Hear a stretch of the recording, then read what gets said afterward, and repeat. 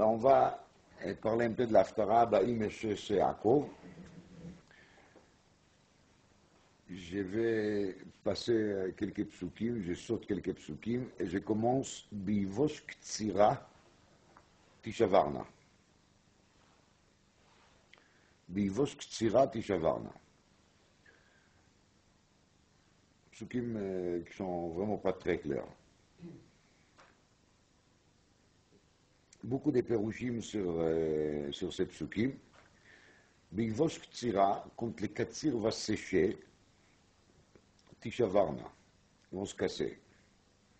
Donc, si j'essaie d'expliquer le sens de la phrase, ça veut dire que quand quelque chose qui pousse de la terre, il est en train de sécher, et il se casse facilement. Bon. Nashim baot me'irotota. Des femmes, il vient. Me'irotota. Me'irotota, ça peut s'expliquer de plusieurs manières. Pshat Pachout, si on continue dans le sens de la sécheresse, c'est sec. Donc les femmes, ils vont venir, ils vont ramasser ces bois séchés, cassés, et ils vont se servir pour mettre de la lumière. Mais ils rotent, mais la zone or, our, esh. Ça marche. Kilo ambinotu. Parce que c'est un peuple qui n'a pas de bina, qui n'a pas de l'intelligence.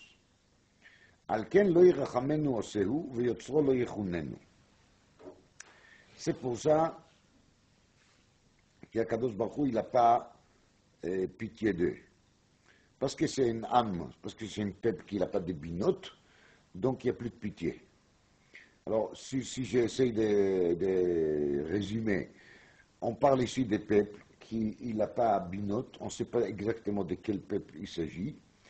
Et donc, c'est les peuples qui n'ont pas de binotes, ils sont comparés à quelque chose qui est inutile, comme des branches qui sont séchées, qui servaient à être brûlées. Donc, de même, l'eau en binoto, ce sont des branches cassées, séchées. Alken lo yirachamenu osehu veyotzro lo yechunenu. C'est pour ça qu'Akadosh Baruch Hu ne va pas avoir pitié d'eux, pas de miséricorde, et le Créateur, il ne va pas lui faire des grâces. Pourquoi? Parce qu'il est complètement inutile. Mamash inutile. Je vais essayer de partager avec vous une explication sur cette passouk qui est basée sur un sefer qui s'appelle Eretz Tzvi. Il me semble que je l'ai cité déjà une fois. C'est un sefer Kadmon, il y a quelques centaines d'années. La Gemara, elle nous parle souvent des sujets de la tzedaka. C'est un sujet très problématique parce qu'on a toujours marre des données et donc il faut parler beaucoup de ça. C'est une règle générale. Parmi les paroles des Chachamim dans lesquelles on parle de la tzedaka, il y a un qui se trouve dans Masechet Shabbat, Daf Kuf Dalet. Et la Gemara dans Masechet Shabbat, Daf Kuf Dalet dit la chose suivante. Qui a tout דרדקי העידנא לבי מדרשה ואמרו מילי דאפלו בימי יהושע בן נון לא יתמר כבתיו. Il y a le Dardeke qui vient au Beth Midrash. Dardeke, ce sont les enfants qui sortent de Cheder. Alors, Rabbanan, ils disent, Rabbi Yoshua ben Levi, vous savez, il y a aujourd'hui les Dardeke qui sont venus au Beth Midrash, ils ont dit des choses que même Yoshua ben Nun, il n'a pas dit. Le Shlach Kadosh, il dit que Yoshua ben Nun, il s'appelait Yoshua ben Nun. Nun, c'est Milachon Chamishim Share Chochma. Nun, c'est Chamishim, 50 Share Chochma. Pourquoi 50 Share Chochma? Parce que Yoshua ben Nun, il a fait rentrer Bnei Israël en Eretz Israël. Et dans la Gemara, il y a marqué Avir ad Eretz Israël Markim. C'est une Gemara dans Barbatra Kufnonchet Amud Bet. Il s'assure Alkein, il s'appelle Yoshua ben Nun. Parce qu'il a amené Bnei Israël à quel niveau? Au niveau de Nun Share Bina. Et c'est pour ça qu'il y a marqué dans le Passouk au sujet de Khurban, Tav'u ba'aretz she'areha. De quel she'arim il s'agit ici? Justement de she'arei ha'chokhma. Donc ça explique bien la Gemara d'ici. Amru lei Rabbanan le Rabbi Yoshua ben Levi atu dardek ya'idna le ben midrasha ve'amru milid afilu b'imei Yoshua ben Nun lo yitma kvatayhu. Lama dafka b'imei Yoshua ben Nun? Parce que c'était les moments dans lesquels ils ont rentré en Eretz Israël, dans lesquels il y avait la lumière de ces Chamishim she'arei bina. Qu'est-ce qu'ils disent les Dardeke? Ils disent la chose suivante. Aleph, Bet, Gimel, Dalet. C'est très intelligent. Alors après, ils donnent des pérouchim. Et là, il y a des pérouchim, surtout l'alphabet. On va s'arrêter à Aleph, Bet, Gimel, Dalet. Ça suffit pour nous, pour aujourd'hui. Aleph, Bet, c'est Aleph, Bina. Omer Rashi, les mots de Torah. Gimel, Dalet, Gmol, Dalim. Gmol Dalim. Gmol Dalim Perusho fait gmilut pour les Dalim, donc donne aux pauvres. Maïtama pshuta kari de Gimel לגבי דלת, שכן דרכו של גומל חסדים לרוץ אחר דלים. ומאיתמה פשוטה קרי דדלת לגבי גימל, דלימצא לנפשי. ומאיתמה מהדר אפי דדלת מגימל, דליתא לבצינה כאיכא דלא ליכסף מיני. Donc il y a ici trois détails. Le Dalet, elle est faite d'une certaine manière, le Gimel, elle est faite d'une autre manière. Donc, quand on prend la lettre Gimel, il y a le pied bas gauche de la lettre Gimel qui va vers le devant. Ça prouve que le Gomel doit courir derrière les pauvres et pas attendre que les pauvres il va courir derrière lui. Par contre, les pauvres ne doivent pas être en béton, c'est-à-dire qu'il ne doit pas se cacher pour agrandir la mitzvah des Gomel Adalim. C'est pour ça qu'il a la tête de Dalet derrière, elle est un peu en relief. Je parle des toits de la lettre Dalet qui va vers l'arrière, pour dire qu'il faut être mamtsi tatsmo, ça veut dire qu'il faut qu'il s'approche au moins vers la personne qui court derrière lui ou qui va s'arrêter, pas qu'il va continuer à courir. Mais il y a encore une chose qui est très importante, c'est que la lettre Dalet, elle est complètement fermée derrière. Pourquoi la lettre Dalet, elle est complètement fermée derrière? Parce qu'il faut que la personne qui donne tzedaka aux pauvres, il va le faire à quelle manière? À une manière que les pauvres, il n'aura pas honte. Donc c'est comme qu'il ne va pas voir son visage, il lui voit côté dos. Les visages, c'est la partie dans laquelle on sent la honte le plus. Pour ça, ça s'appelle Malbin Pnei Chavero. Parce que l'albanat panim, on le sent surtout sur les panim. Quand vous regardez quelqu'un, il devient rouge, ça veut dire qu'il a honte. Donc c'est toujours comme ça. Et Malbin, c'est la même chose. Quand il devient pâle comme ça dans un coup, ça veut dire qu'il a honte. Et c'est pour ça qu'il est devenu pâle. Il a blanchi. Alors le Midrash, il dit là-dessus, dans la Parsha Behar, Parsha la Medalet, dans le Midrash Rabbah, sur le Pasuk Ashrei Maskil Eldal. On parle ici de Maskil Eldal. Amar Rabbi Yona, Ashrei Noten Ladal en Ktivkan, et la Ashrei Maskil Eldal. Il y a deux choses. Il y a donner, et il y a être Maskil Eldal. Ma pour d'être Maskil Eldal, ça veut dire de projeter comment donner de Sechel, avec de l'intelligence. Hevei mistakel bo heach lizkot imo. Et le Midrash il nous raconte comment est-ce qu'il a fait Rabbi Yona lui-même. Rabbi Yona, בשעה שרואה בן גדולים שירד מנכסיו והוא מתבייש לכך. Donc il y a une personne qui vient d'une famille riche, mais malheureusement la famille elle a tombé à cause de la crise et elle n'a plus de fortune. Et lui il se trouve maintenant en état de pauvreté, mais il a honte d'accepter de la tzedaka. Il ne peut pas supporter ça, il n'avait pas l'habitude. Alors comment on fait pour lui donner quand même de l'argent sont différentes. Alors voilà l'exemple. Haya olech etzlo, Rabbi Yona, il va voir cet ex-riche et il lui dit, Shamati shenafla lecha Yerusha b'medinat hayam. J'ai appris que dans un pays lointain, tu as hérité quelque chose, un héritage important. Mais vous savez, dans les conditions de l'époque, c'était des fois des années, jusqu'à un héritage les transférer d'un pays à l'autre. Donc, moi je vais faire affaire avec toi. Moi je vais te racheter cet héritage. J'ai l'argent que je n'ai pas besoin, et j'ai le temps. Donc je vais attendre gentiment que l'héritage va venir. Je l'estime à ces sommes-là, je te paye 10% de moins. et ça vaut le coup pour moi. שמעתי שנפלה לך ירושה בבניית הים, אי לך חפץ זה, לכשאתה מתרווח אתה נותנו לי. Et si tu veux, je te laisse cet argent comme un objet de garde, et quand tu vas toucher l'héritage, tu vas me le rendre. Alors évidemment, l'autre, il est très content d'avoir une opportunité pareille. ובשעה שנתנו לו, היה אומר לו מתנה לך נתתיו. Ça veut dire, une fois que c'est chez lui, il dit dans son cœur, pas à la bouche, tu les gardes pour toujours et ça y est. Donc Rabbi Yonah, il a trouvé un système par lequel il va mentir à cette pauvre, et il va lui dire qu'il a de l'argent quelque part, il fait un investissement, et comme ça, les pauvres riches, les pauvres ex-riches, il n'a pas honte. Donc, c'est ça qui veut dire la Gemara explique le Vavei Amudim, c'est un sefer écrit par les fils de Shla Kadosh. Aleph Bina Gomol Dalim. Pour faire Gomel Dalim, il faut d'abord faire quoi? Aleph Bina. Il faut commencer par la Bina, de faire les choses intelligemment pour faire de la tzedaka dans le sens qu'il faut, bien comme il faut.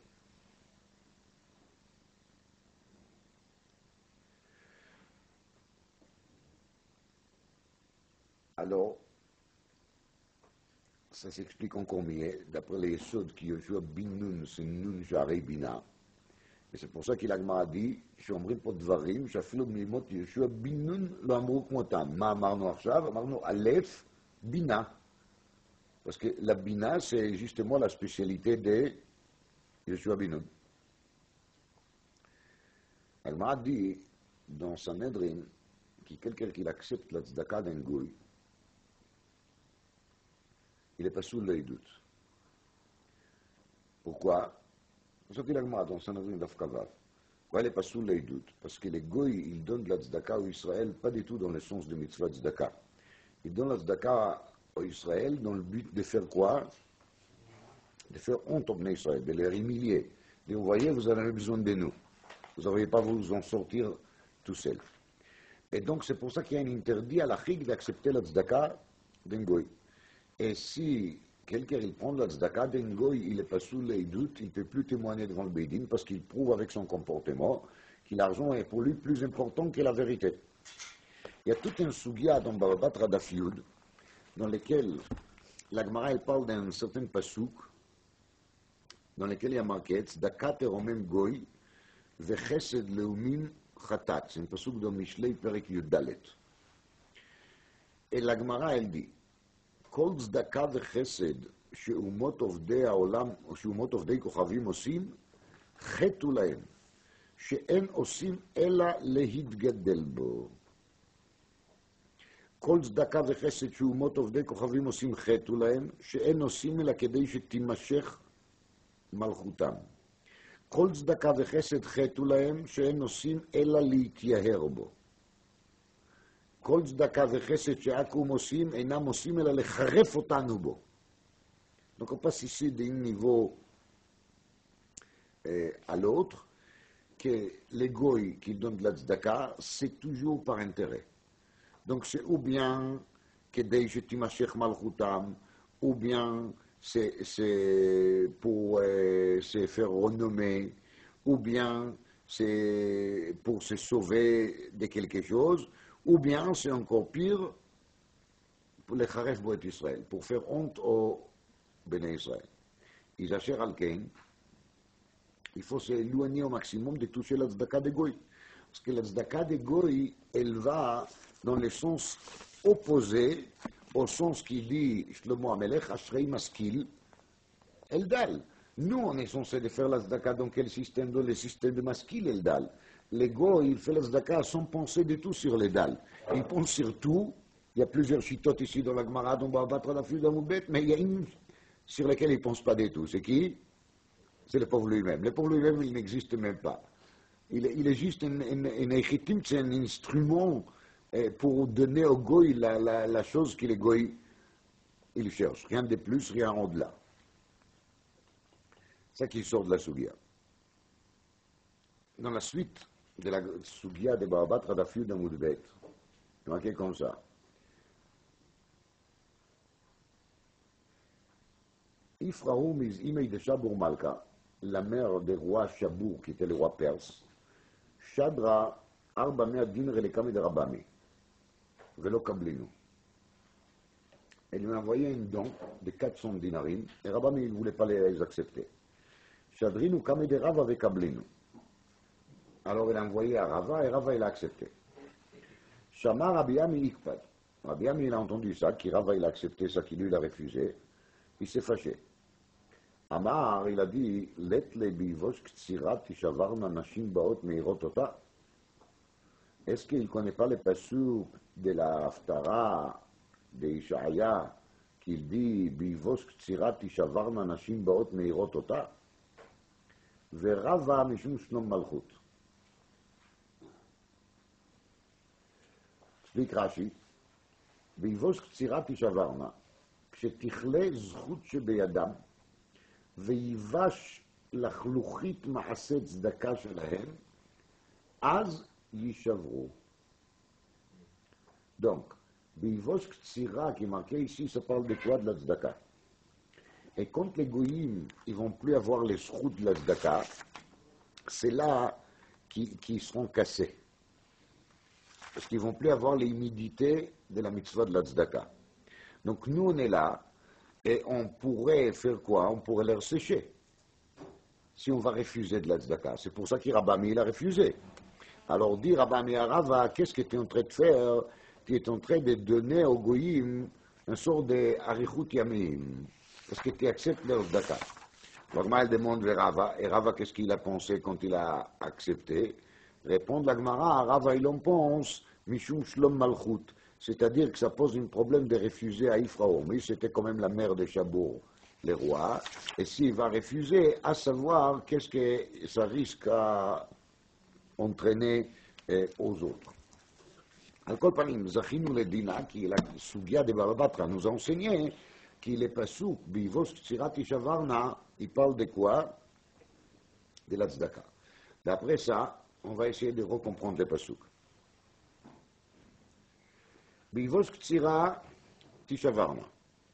Bivos Tzira, à Pérouchou, qui les schut de la mitzvah de la tzedaka qu'ils ont, va sécher. Lachem Tishavarna. Nashim Baot Meirotota. Le peuple deviendra tellement faible que même des femmes pourront venir pour faire la guerre contre eux et ils vont gagner la guerre. C'est ça, Nashim Baot, les femmes vont venir et ils vont les brûler. Pourquoi? Parce qu'ils sont à sec. Ils n'ont plus les schut de la mitzvah de la tzedaka.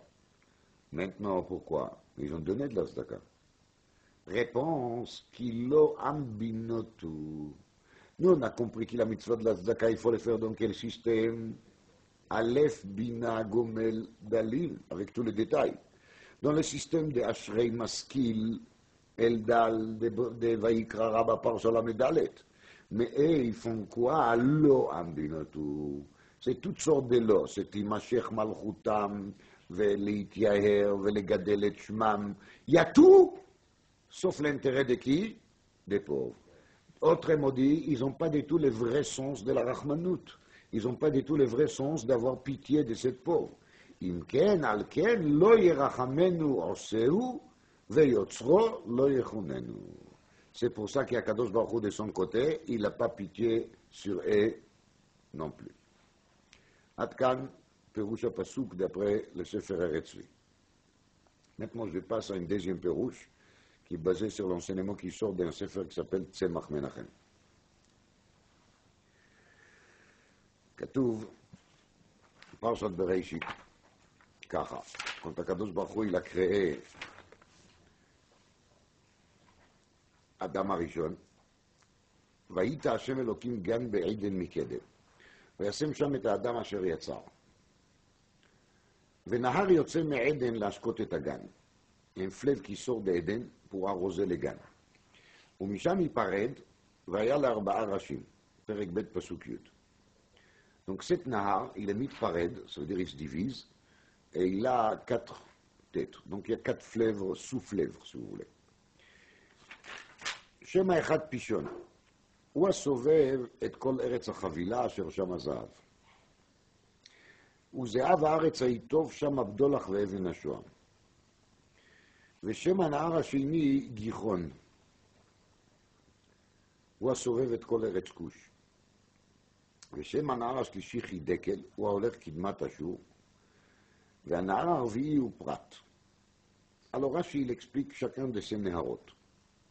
Le premier nahar, Pishon, dit Rashi, הוא נילוס נהר מצרים. הוא נילוס נהר מצרים. Ça dit Rashi. Ça c'est le Pishon. Pourquoi il s'appelle Pishon? Milachon Piria Verivia. Il y a beaucoup de l'eau qui déborde et qui l'arrose tout ce qu'il est à côté. Deuxième chose, dit Rashi, Pishtan. Pishon, c'est une nation de Pishtan, parce que Pishtan, c'était la chose qu'ils ont cultivée en Mitzrayim, c'était très cher, très apprécié. Ou Boshu Ovdei Pishtim, il amène le pasouk dans Yeshayahu aussi, donc Mitzrayim, ils sont considérés comme Ovdei Pishtim. Ça, c'est le pasouk dans Bereshit. Dit l'Arizal, qu'ici on parle des Arba Neharot. Ces Arba Neharot, dit l'Arizal, ils sont liés avec Arba Otiot Hashem. Yudkei Vavkei. Et comme dans le monde, il y a toujours des parallèles entre la Gdusha et la Touma, alors de même qu'il y a Arba Neharot Bagdusha, il y a Arba Neharot Batouma. De même qu'ici, les premiers Nahar, ils s'appellent Pishon, mais ça c'est Pishon chez Bagdusha, parce que c'est Nahar Ayotse Me'agan Lashkot et Eden. Nahar Ayotse Me'eden Lashkot et Agan, pardon. Donc c'est le Nahar qui est Ayotse Me'ifo Me'eden. Eden, c'est le Yudkei Vavkei. Alors le parallèle de ça, c'est le nul qui se trouve en bas, le Nilus lui-même, qu'il est l'opposé de cette Pishon céleste qu'il est Kadosh. C'est pour ça. Quand la Kadosh Baruch Hu, il envoie la Aseret Makot, la première Maka, c'est Makat Adam, il est Maké et Nilus. Et on voit tout le temps les histoires des Paro, dans tous les parachiotes qui on va lire ici, Shmot Vaïr Rabo, toujours ça tourne autour de Yotze Layor, Bae Layor, Ken Yor, Velo Yor, Vemoshe Bayor, tout tourne autour de cette Nil. Lama, parce que ça c'est un Nahar Arishon qui s'appelle comment? Il s'appelle Pishon.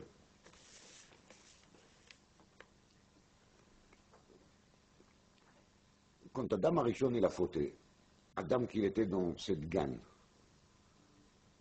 qui les Nahar, les fleuves, ils sortent de Eden Lash côté Tagan, Adam Arishon il a fauté. On était dans les gammes. Les gammes il était arrosé par les Nahar qui amènent les 4 Neharot. Quand Adam il a fauté, c'est en vérité qu'Adam Arishon il a fait quelque chose. Dans les lachons de l'Arizal, ça s'appelle il a cassé quelque chose. Et maintenant, il y a des étincelles de Gdusha qui sont éparpillées partout. On va dire, dans le langage d'aujourd'hui, il a fait des dégâts écologiques énormes. Écologiques spirituels. Il a pris tous ces 4 Neharot qui étaient pires, qui étaient liés en direct avec les noms d'Hachem, il les a salis avec son déchet. Et les déchets, c'est quoi? Les déchets de la Avera. Donc maintenant, il y a dans le monde 4 Neharot qui étaient censés être liés avec les Eden et d'arroser les Gan. Et maintenant, il y a 4 Neharot qui sont liés avec quelque chose qui est l'opposé des Eden et l'opposé des Gan. Seulement, ils sont liés avec Guinom. Et c'est pour ça que nous, en vérité, on est toujours en exil.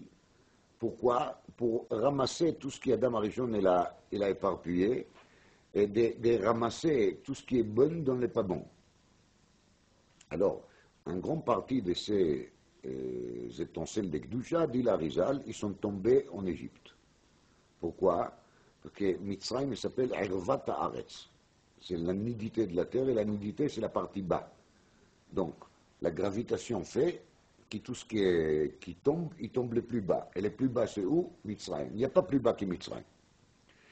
C'est pour ça, quand Akadosh Baruch Hu, il a dit à Avraham Avinu, qui guérit Ezaracha be'eretz lo lahem va'avadum 400 shana, En vérité, Rashi, il explique là-bas qu'Akadosh Baruch Hu, il a montré à Avraham Avinu tous les Arba Galuyot. Et Avraham Avinu, il ne s'est pas révolté contre la décision d'Akadosh Baruch Hu, parce qu'en vérité, Avraham Avinu, il sait qu'il tant que le travail ne soit pas fait, on ne va pas avoir la paix.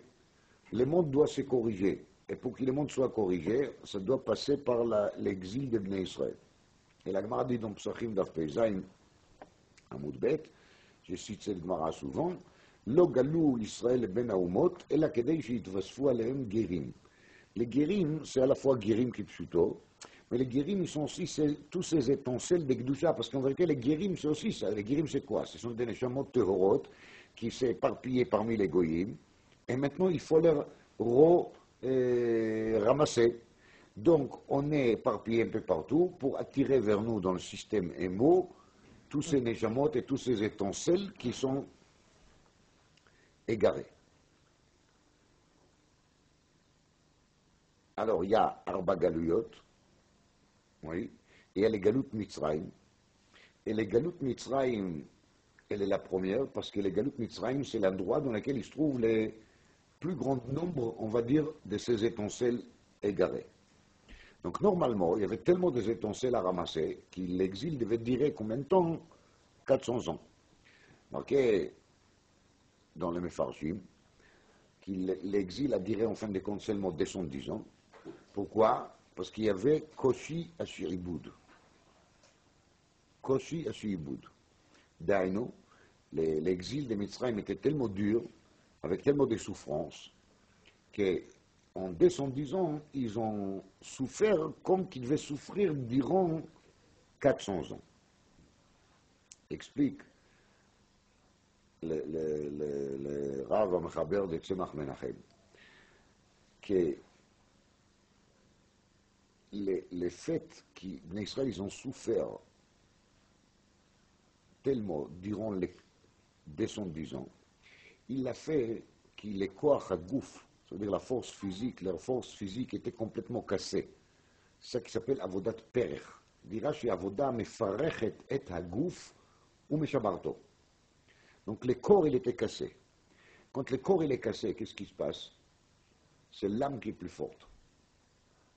Parce que quand on affaiblit les corps, il y a de l'autre côté l'âme qui prend plus de place.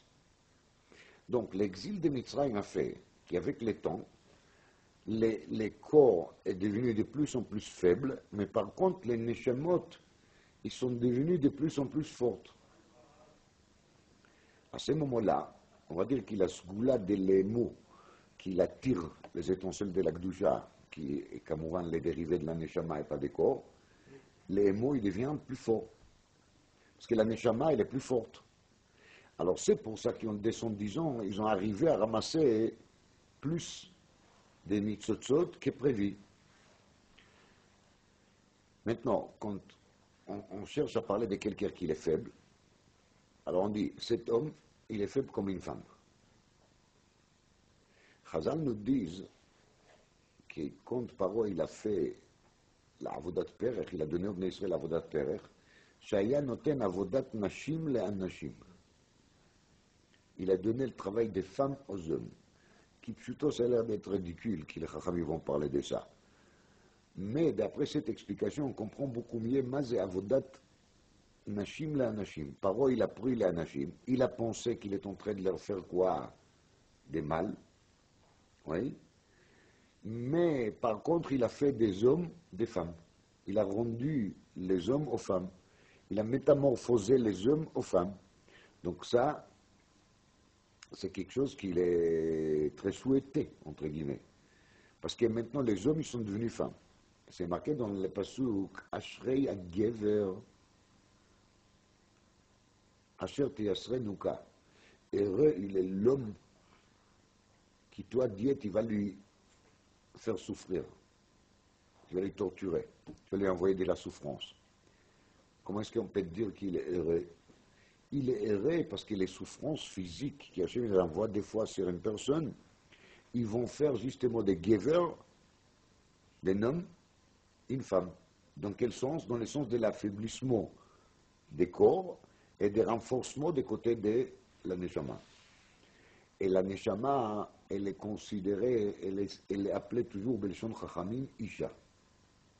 Le corps, c'est l'homme plutôt, et la Neshama, c'est la femme. Comme ça on voit Bekama Mekomot.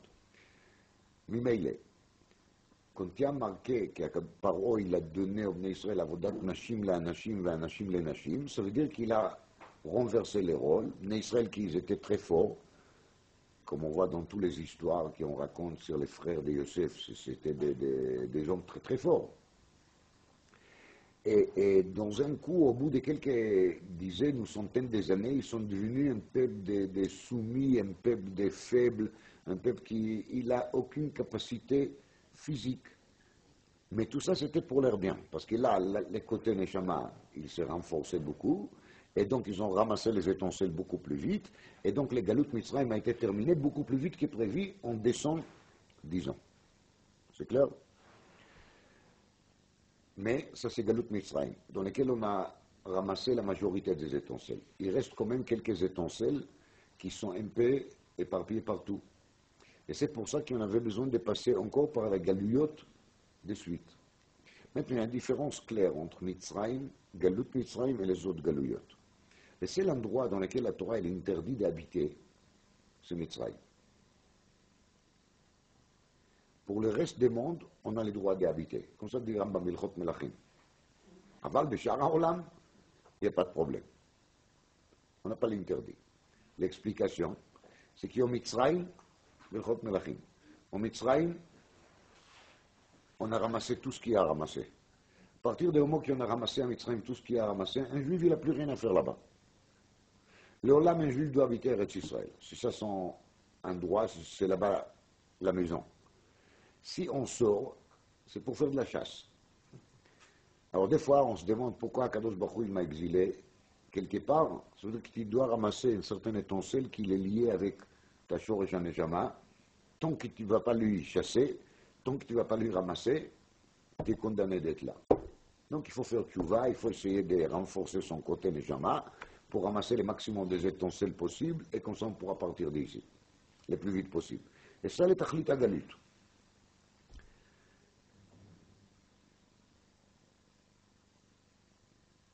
Alors maintenant, on va reprendre le pasuk. B'ivos ktsira tishavarna. Quand Bnei Israël, ils étaient où? Au Mitzrayim. As b'ivos ktsira, ça veut dire la partie corps, il s'est affaibli. La partie neshama, il s'est renforcé. Alors c'est pour ça qu'ils ont ramassé le maximum des étincelles. C'est ça, Bivos Ktsira, on a séché leur corps, Tisha Varna, Avodat Perech, Avodat Kasha, Mefarechet et Aguf ou Meshabarto. Nashim Baot Meirotota. Ce sont les femmes, Pirouche, les Neshamot, qui viennent et qui ramassent. Parce que le mot Meirot, il s'explique aussi ramasser. Haore Bitmarim. En ivrite, chaque fruit qu'on ramasse, il a un autre nom. Yesh Botzer Be'anavim. Goder Goder betmarim ve'orez beteinim. Donc le mot orez veut dire ramasser. D'accord? Donc nashim baot meirotota, ça veut dire les neshamot, ils vont ramasser. Alors, kilo ambinotu, maintenant Mitzrayim devient un peuple dans lequel il n'y a rien de la bina, ça veut dire il n'y a rien de positif. Alken lo yirachamenu oseu veyotzro lo yechunenu. Kadosh Baruch Hu, il a tourné la tête de l'Égypte, et il ne veut plus le regarder, il n'a plus rien à chercher là-bas, et c'est pour ça qu'on n'a pas le droit d'habiter dans ce pays. Mais il reste encore des étincelles un peu partout, et ces étincelles, on est censé les ramasser. Mais quand on va arriver au moment dans lequel Mashiach doit venir, même si on n'a pas ramassé encore les dernières étincelles, c'est Kadosh Baruch Hu qui va faire le nécessaire. והיה ביום ההוא יחבוט השם משיבולת הנהר עד נחל מצרים. Quand on va arriver à ביום ההוא, c'est Akadosh Baruch Hu qui va s'occuper de ramasser les étincelles des autres néharot, des autres fleuves. ביום ההוא, בקץ הימים, quand on va arriver au Ketz, Yachbot Hashem, c'est Akadosh Baruch Hu qui va faire le nécessaire de ramasser Mishibol et Anar, de tous les Neharot, Ad Nachal Mitzrayim, jusqu'au Nachal Mitzrayim. Ça veut dire que tous les étincelles qui se trouvent dans les autres Neharot, ils vont être ramassés comme étaient ramassés les étincelles qui se trouvent où dans Nachal Mitzrayim. Et Mimeile, il n'y aura plus de raison qui, Bnei Israël, ils vont être éparpillés dans le Galout, dispersés dans le Galout, parce que maintenant, Kadosh Baruch Hu, il ramasse les étincelles. Asher alkein ve'atem teluktu le'achad, echad Bnei Israël. Donc, Kadosh Baruch Hu, il va nous ramasser aussi à la pincette un par un. והיה ביום ההוא ייתקע בשופר גדול, ובאו העובדים בארץ אשור והנידחים בארץ מצרים, והשתחוו להשם בהר הקודש בירושלים. Donc là, Hachem, il va ramasser même ceux qui étaient nidachim be'eretz Mitzrayim, pirouche ceux qui s'installaient au Mitzrayim malgré l'interdit. Et ça, c'est le top de la des dispersés, c'est ceux qui sont de nouveau ou à Mitzrayim, malgré qu'ils ne devaient pas et qu'ils étaient plus censés de se trouver là-bas. Et à ce moment-là, Vishtachvu l'Hachem be'Har HaKodesh b'Yerushalayim. Har HaKodesh b'Yerushalayim, c'est l'opposé de tout ce qui représente ces Neharot, surtout Nehar Mitzrayim, qui est le Ervat Haaretz, l'endroit le plus bas de la terre. Eretz Israël Gvoa Mikol Haratzot, Mitzrayim Nemucha Mikol Haratzot, dit la Gemara. Et l'endroit le plus élevé d'Eretz Israël, c'est Har HaKodesh b'Yerushalayim. Même s'il n'y a pas de rapport, il y a des rapports. Tzion b'mishpat tipadeh v'shaveh b'tzdaka. Ajoutons juste des petits points. Petite en quantité.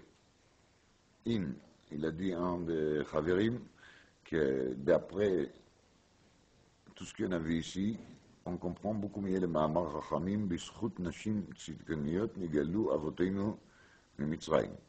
Grâce au fait, comme on a expliqué, que les Goufim s'est affaibli, Goufim Prinat Ish Zachar, Vaneshamot Prinat Isha, Isha Irat Hashem Hitit Alal, il s'est renforcé. Donc les Nashim, ils sont devenus plus tzidkaniot. Les Neshamot, ils sont arrivés à ramasser et à réunir tout ce qu'ils devaient réunir. Alors c'est cette zchut shebizchuta nigalu avoteinu mimitzrayim. Un. Deux. Yakshe Amakshe, on peut se poser la question. Comme tout le monde sait, la Rizal dit, elle s'est mettre d'Ivre Chazal déjà, qu'Ibn Israël il s'est trouvé dans la même tête chez Arei Touma, et si ce n'était pas Kadosh Baruch Hu qui aurait venu mamash au dernier moment pour leur sortir de Mitzrayim, c'était trop tard, c'était fini. Donc l'Ichora, d'un côté, on parle d'une souffrance des 110 ans qui fait affaiblir les Goufim, renforcer les Nejamot, réunir tous les Nitzot, et de l'autre côté, on parle de même tête chez Arei Touma. Mais en vérité, les enseignements, ils se complètent. Parce que justement, à partir du moment qu'au Mitzrayim, il n'y avait plus des étincelles qui étaient éparpillées partout, et là, tout a été réuni chez Bnei Israël. Donc, ils n'avaient plus rien à faire là-bas, parce que dans l'ensemble des territoires égyptiens, il n'y avait plus du tout de la Gdusha. Il y avait seulement quoi? De la Touma. Et donc, à ce moment-là, si Bnei Israël il restait quand même, il risquait de se passer une sorte de sens contraire, que la Touma, elle va siéger les Bnei Israël qu'ils ont capturés, qu'ils ont ramassé tellement des Kdusha, et il voudra les reprendre de chez eux. Donc, c'était pour ça que c'était obligatoire qu'Ibn Israël vont sortir immédiatement, parce que s'ils n'auraient pas sorti, ça ne pouvait pas se faire plus tard, parce que les mêmes têtes Charei Touma risquaient de les attirer vers eux leur étincelle, entre guillemets, qui a été volée de chez eux, qui était, comme dit la Rizal, Shvuyim et Baklipot, en train d'être prisonniers parmi les écorces, les puissances de l'impureté, et c'est pour ça, Akadosh Baruch Hu, il n'a même pas envoyé un ange, il devait venir lui-même, parce que maintenant Mitzrayim, il était tellement déconnecté de la Gdusha, tellement plein d'impureté, que même un ange, il ne pouvait pas fonctionner dans cette vacuum, dans cette vide, dans lequel il se trouvait que de l'impureté. Qui met cette Mitzrayim à Renon Niflot.